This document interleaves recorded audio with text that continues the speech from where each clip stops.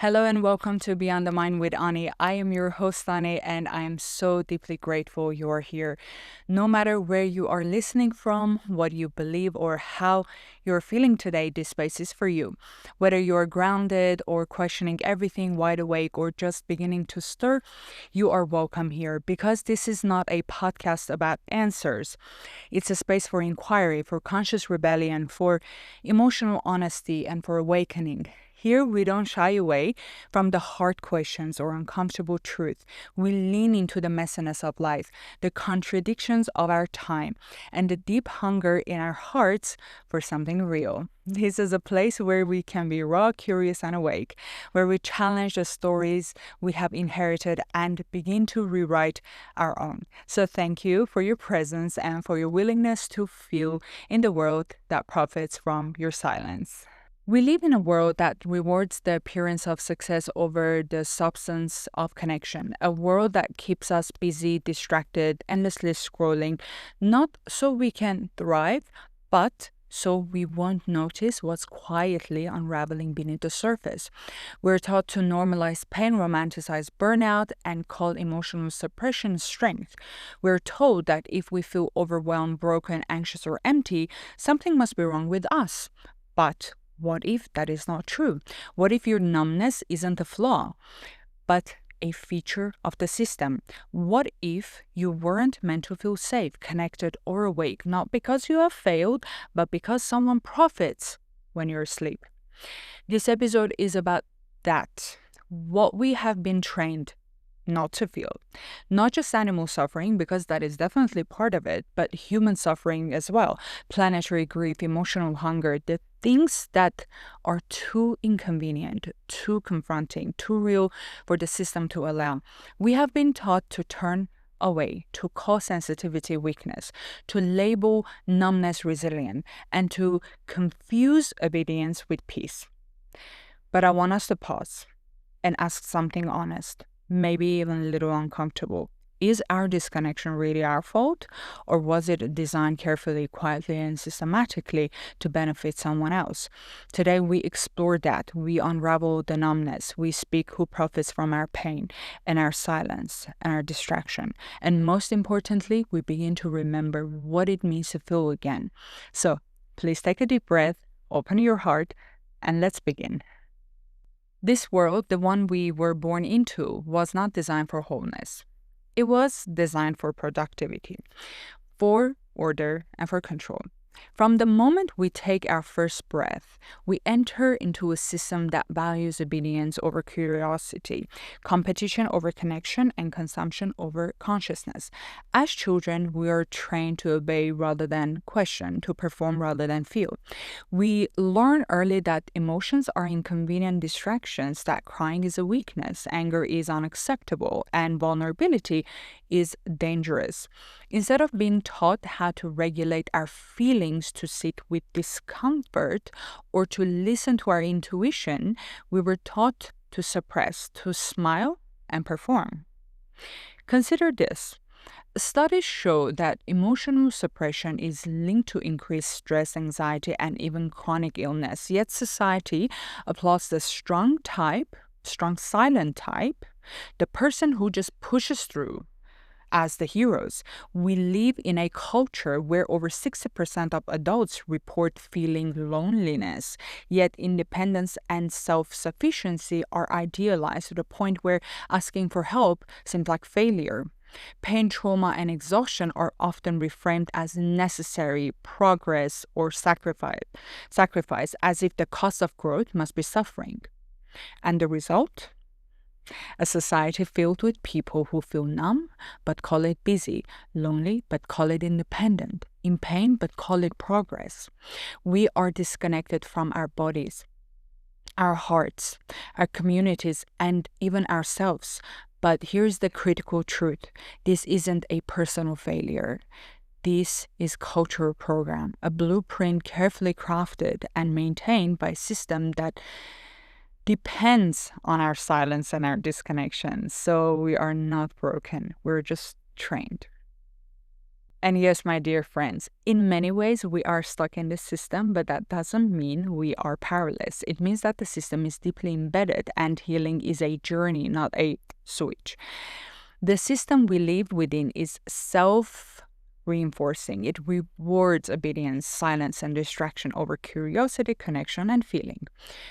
Now, did you know that average person spends over 3 hours a day on their smartphone and social media, endlessly scrolling and numbing the mind, and a cycle that keeps us distracted from questioning or feeling deeply? Emotional education is sorely lacking. Studies show that nearly 1 in 3 adults experience persistent emotional distress, meaning many of us are left without tools to process pain or discomfort. When feeling is unfamiliar or unsafe, numbness becomes the default survival response. Global consumer spending is expected to surpass 60 trillion in 2025, fueled not by genuine needs, but by emotional cravings, insecurities, and disconnection. Culture myths glorify emotional stoicism, equating strength with silence and vulnerability with weakness. This narrative perpetuates isolation and keeps people hiding their pain to survive socially and professionally. But here's the light in the darkness. Awareness is the first crack in the system. Every time you pause, you question, or feel, you disrupt conditioning. Awareness is a radical act of rebellion in the world that is built on distraction. More people are waking up. Mental health, emotional intelligence, and systemic critique are becoming mainstream conversation. Wellness movements and social justice activism reveal a collective hunger for real change. Spirituality and healing offer tools, imperfect yet powerful, to reconnect with our bodies, heart, and communities. Practices like meditation, therapy, and somatic work are helping many to reclaim their presence and wholeness. Please remember, small shifts ripple outward. Healing your own numbness inspires others to do the same. Change starts from within and spreads slowly, transforming culture from the inside out. So, yes, we are stuck, but not hopeless. But daring to feel, questioning, and speaking is the act of profound courage and the beginning of true freedom. Now, let's talk about capitalism. Capitalism doesn't thrive on conscious, connected, self-aware people. It thrives on the opposite, on disconnection, distraction, and numbing. Why? Because truly awake, self-aware humans question everything. They challenge consumption. They demand meaning beyond material gain, and they refuse to be silenced. Think about this. The average person in developed countries, as I mentioned previously, spends roughly 3 hours daily on social media, a cascade of dopamine hits engineered to keep you scrolling, liking, and consuming more. Globally, burnout affects over 60% of workers. By the way, I was one of them. Yet the culture glorifies grinding and hustling through exhaustion as a badge of honor. Studies estimate that roughly 80% of purchasing decisions are driven by emotional needs or external validation, not genuine desire or necessity. We externalize our needs because internal connection is missing. We seek dopamine in shopping, social media, binge watching, fast food, anything that fills a hollow space inside. We work harder, scroll longer, consume more, not because it fulfills us, but because it distracts us from the emptiness. But here's the truth that shakes the system to its core. Once you wake up, you stop buying without meaning. You stop tolerating injustice. You stop cooperating with system that thrives on your silence and on your numbness. A conscious human, aware, connected, and questioning is the biggest threat to the system built on distraction, consumption, and control. So I suggest that we sit with this question. What part of our life are we filling with noise to avoid feeling? How much of what we consume truly nourishes our soul versus numbs our pain? Waking up isn't just personal, it's revolutionary, and it's the first step towards reclaiming not just yourself, but the world. Let's be honest, comfort in today's world often rest on someone or something else's suffering. We don't like to see it, we don't like to talk about it, but that doesn't make it less true. That cheap t-shirt in our closet, it might have been stitched by a child or a woman working 14 hours a day for less than a living wage, in conditions most of us wouldn't survive for a week. The steak on our plates, it comes from animal who lived in its entire life in confinement, pumped with antibiotics, mutilated without anesthesia, and slaughtered in a system designed for maximum efficiency and not compassion. That convenience we rely on, the overnight shipping, the fast fashion, the $2 sandwich, it comes at the cost of destroyed forests, polluted oceans, overworked laborers, and silenced voices. Every comfort we are sold is layered with hidden costs we rarely have to feel because someone else, somewhere else is paying them. Some people may say, well, at least those workers are earning something. $1 a day is better than nothing, right? But my friends, I want us to be willing to ask harder questions. Is survival level exploitation the best we can offer? Are we really okay with an economic system where just barely not dying is considered a win? Let's break it down. Yes, in many parts of the world, working for $1 a day might be the only option. But that's not because exploitation is charity. It's because the system itself has made sure that there are no better options. Corporations don't just stumble upon cheap labor, they go hunting for it. They relocate to regions with weak labor laws, zero protection, and extreme poverty because they know people will be desperate enough to accept anything. And then we're told it's a form of kindness. That's not economic empowerment. That is strategic exploitation. Let's look at the numbers. The global fashion industry generates over 1.7 trillion a year. Garment workers in Bangladesh, mostly women, make around $100 a month, often working 6-7 days a week. In 2022, a major athletic brand earned over $12 billion in one quarter, while many of its overseas workers still earn less than $3 a day. So yes, they earn something, but that something keeps them trapped in a cycle where the system wins twice. First by creating the poverty, then by profiting from it. And what about us? We're told that we're lucky, that we're the winners of globalization. But let's be honest, many of us aren't driving either. We are medicated, burned out, numbed, overstimulated. We spend hours on screens because the real world feels hollow. We stop to feel something. We scroll to forget. We consume to distract ourselves from how little nourishment we actually feel. We are disconnected from our bodies, disconnected from our food, disconnected from each other. So, let me ask you this. If your comfort relies on this connection, is it really comfort or is it addiction? Addiction to ease and convenience. Addiction to not to having to care. But here's the thing. This is not about guilt. This is about awareness. And awareness is where freedom begins. Because the moment you see the cost, you can choose differently. You can redefine what real comfort looks like.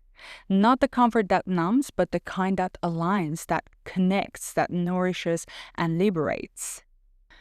We often think of law as the final safeguard, the thing that keeps society fair, accountable, and just. But here's the brutal truth. Laws don't just protect the innocent, they protect the powerful. In many countries, corporations can pollute rivers, exploit workers, or evade taxes, all legally. Meanwhile, whistleblowers who reveal corruption or abuse, activists who challenge the status quo, they're the ones who face arrest, lawsuit, and censorship. It reflects the values of those who hold power, and those values aren't always rooted in justice. And I say this not as a critic looking in from the outside. I say this as a lawyer, as someone who has worked within the legal system. And I have seen firsthand how these systems often function, not to protect the vulnerable, but to preserve the status quo. This isn't about vilifying law itself. Law can be a tool for liberation if it's wielded with intention and integrity. But we have to be honest about how it is currently being used. Too often, not to reveal reveal the truth, but to punish those who speak it. And it's not just about the law on paper. Surveillance, censorship, and propaganda aren't just tools for authoritarian regimes. They also exist in subtler forms in modern democracies. They show up quietly in the ads that track your every move and sell you back your desires. We don't live in police states. We live in comfortably controlled one, where control looks like convenience and censorship feels like protection. And when truth threatens profit, it's reframed as extremism. When compassion challenges power, it gets dismissed as radical. So, my dear ones, this question isn't about whether we're free. The question is about what kind of freedom are we being sold and what kind of silence is being bought in return. As someone who's worked inside the system, I am telling you, real justice begins when we stop mistaking legality for morality, when we stop confusing order with truth, when we dare to ask not only is this allowed, but is this ethically correct? And that's exactly what this space and this conversation is about. I want us to look at this issue from a spirituality point of view. Love and light. We have heard this before. It's a phrase you will find everywhere on Instagram bios, workshop flyers, and $4,000 spiritual retreats. It sounds beautiful, comforting, and safe, but what does it really mean? Too often modern spiritual spaces preach positive vibes only, avoid the low frequency or suffering, just raise your vibration, manifest your way out of reality. But here's the truth most won't say out loud. Disconnection dressed up as spiritual peace is still disconnection. And bypassing real pain with pretty words isn't transcendence, it's avoidance. We have created a version of spirituality that's so sanitized, so curated, so polished that is no longer touches the rawness of life. But true spiritual awakening, it's not about incense and affirmation and beautiful things. It is not just the vision boards and morning ritual. It is bloody. It is messy. It is real. It's the moment you look grief, injustice, and trauma in the eye and say, I will not look away. Because what is the point of awakening if it disconnects you from the world that desperately needs you awake? What kind of healing teaches you to silence your pain instead of feeling it? You see it everywhere once your eyes are open. Pain is shamed as low vibration. Grief, anger, fear, all labeled negative, as if feeling deeply is failure instead of human birthright. Manifestation becomes a band-aid for systemic wounds. If you're poor, sick, or struggling, it's because you attracted it, not because generational trauma or economic violence or inherited oppression has something to do with it.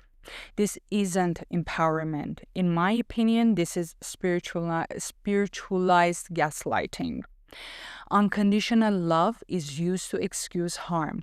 See their inner child, they say, even if someone crossed every boundary.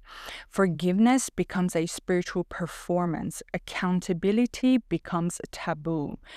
Neutrality becomes superiority. If your spirituality teaches you to stay silent while others bleed, it's not awakening, it is sedation. If your practice disconnects you from the world instead of grounding you deeper, it is not soul work, it is spiritual escapism. And if you have ever felt like you didn't belong in the good vibes only crowd, if your anger made you feel unspiritual, if your grief made you feel broken, let me say this clearly. You are not failing, you're feeling. You're not low vibration. You are alive. You're not broken. You're awake. Your discomfort might not be flaw. It might be the most honest part of you. I was always a deeply sensitive child, the kind who noticed the tension in someone's voice before they even said a word, the kind who felt too much, too fast, too deep, and had no idea what to do with it. And for a long time, I thought something was wrong with me. I was told I was too much, I was too emotional, too dramatic, and too intense. So I learned to dial it down, to perform strength to apologize, for my depth to numb instead of feeling. And I know I wasn't alone in this, because we live in the world that rewards suppression and punishes sensitivity. When we suppress, we don't just quiet emotion, we silence the compass that was designed to guide us. We turn down the volume on the signals of pain, desire, fear, grief, and truth. The very signals that could have led us home. And what happens next? We get sick. Emotional suppression is directly linked to chronic stress, inflammation, digestive issues, heart disease, and autoimmune conditions. The body keeps the score, and it always speaks what the mouth wants. We feel empty. Disconnection becomes our baseline. We stop feeling joy with intensity. We move through life in grayscale, functional but never fully alive. We self-medicate, not with courage but with coping. Endless scrolling, emotional eating, alcohol and drugs, toxic relationship, obsessive busyness, even spirituality used as escape. Not because we are weak, but because our culture never taught us how to sit with that pain, only how to escape it. And maybe the worst part, we start to believe that this is normal. We think this is just adult life. Everyone's anxious and everybody's exhausted. Maybe I am just too sensitive. Maybe I am the problem. But you were never meant to be fine. Fine is often a trauma response in disguise. Fine means I am not allowed to fall apart. It means if I stop moving, I'll feel everything I have buried. And that's what the system is counting on, because let's be real, a person who is deeply connected to their emotions, who knows their worth, who honors their needs and boundaries, doesn't overwork, doesn't overspend, doesn't overconsume, doesn't stay silent. A regulated, awakened, embodied human is the biggest threat to the system that thrives on self-abandonment. So, of course, we're taught to suppress. Of course, we're praised for being polite, quiet, and selfless. Of course, we're ashamed for crying, raging, for resting, for needing support. But let me say this clearly. Feeling deeply is not your flaw. It is your function, because a fully alive human is harder to control. If you want to understand this even more deeply, I highly recommend you reading The Body Keeps the Score by Dr. Bessel van der Kolk.